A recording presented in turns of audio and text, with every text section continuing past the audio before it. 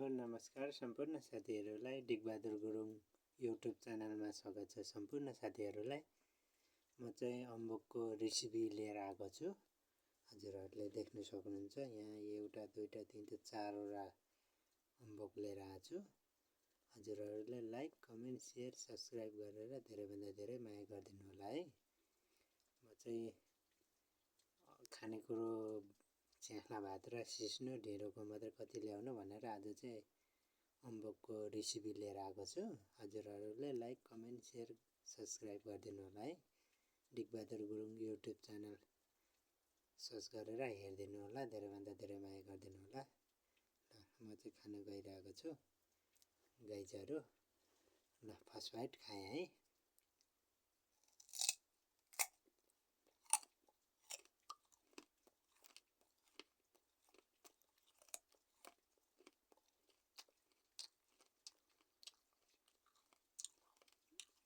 यो चाहिँ गाउँकै अर्ग्यानिक अम्बक हो, लोकल अम्बक। अब सहर बजार काठमाडौँतिर नै पाउँछ, तर यस्तो अर्ग्यानिक हुँदैन, दबाईहरू औषधिहरू छरेको हुन्छ काठमाडौँतिर चाहिँ। सहर बजारमा चाहिँ हाम्रो चाहिँ यो केही पनि छरेको हुँदैन, लोकल हो।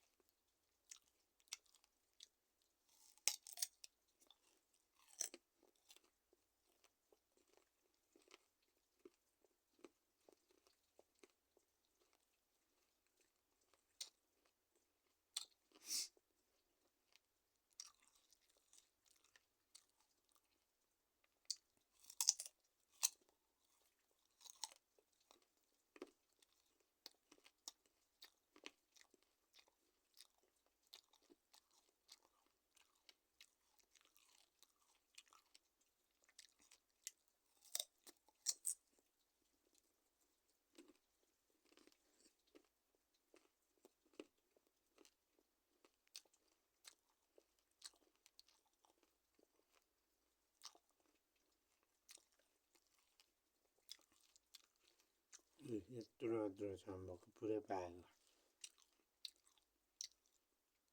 यो चाहिँ आफ्नै हो, यहीँ डाँडामा थियो, घरकै छेउमा छ। जतिखेर मन लाग्छ त्यतिखेर टिप्नै खाने।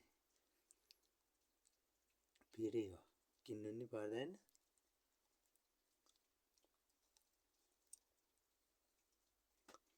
टोक्नै पो अलि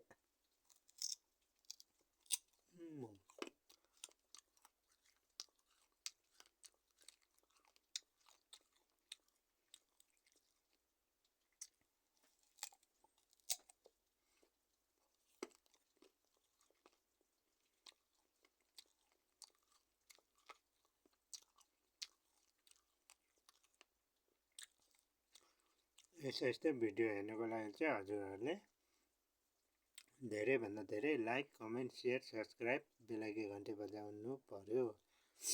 मलाई हौसला प्रदान हुनु पर्यो नि त हजुरहरूले। मैले यस्तो भिडियो हाल्दाखेरि हजुरहरूले लाइक कमेन्ट सेयर गर्नु भएन भने त अब मैले के गर्नु। जति जे हाले नि काम भएन। हजुरहरूले लाइक कमेन्ट सेयर सब्सक्राइब धेरैभन्दा धेरै माया गरिदिनु पर्यो।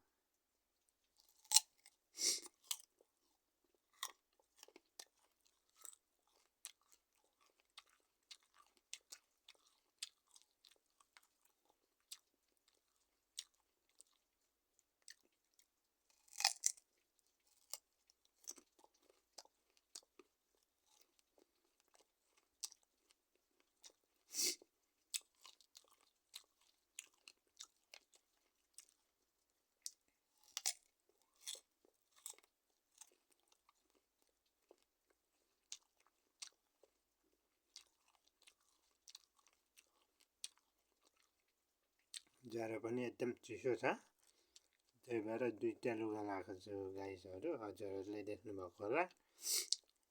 मैले चाहिँ यो हाइनेक, त्यहाँबाट यो ज्याकेट लगाएको छु।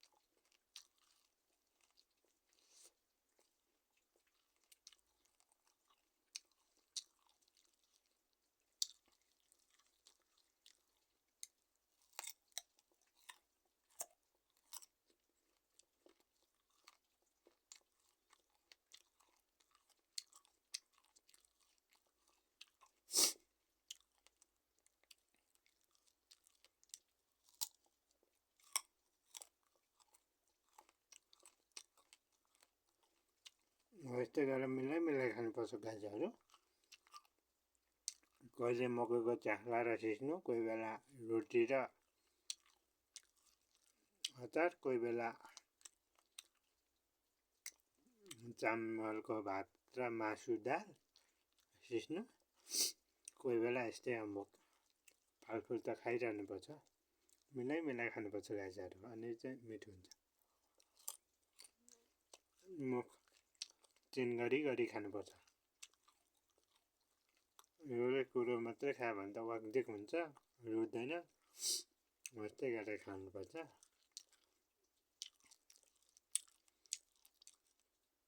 म चाहिँ मुख चेन्ज गरी खाइरहन्छु। कहिले सुन्तला खान्छु, कहिले के खान्छु, कोही बेला के खान्छु। ल गाईहरू, मिठो भयो, एकदम मिठो भयो। हजुरहरूले हेरिदिनु भएकोमा धन्यवाद। यस्तै रेसिपी लिएर आउनेछु म मुखबाङ च्यानल। यस्तै हजुरहरूलाई देखाउनेछु रेसिपीहरू। कोही बेला के फर्सी खाएको नि हालिदिएको छु मैले, हेरिदिनु होला। फर्सी उसिनेको नि हजुरहरूले लाइक, कमेन्ट, सेयर, सब्सक्राइब गरेर धेरैभन्दा धेरै मलाई हौसला प्रदान गरिदिनु होला। हजुरहरूले यस्तै गरेर हेरिदिनु भयो भने मैले झन् राम्रो गर्दै जानेछु, हाल्दै जानेछु।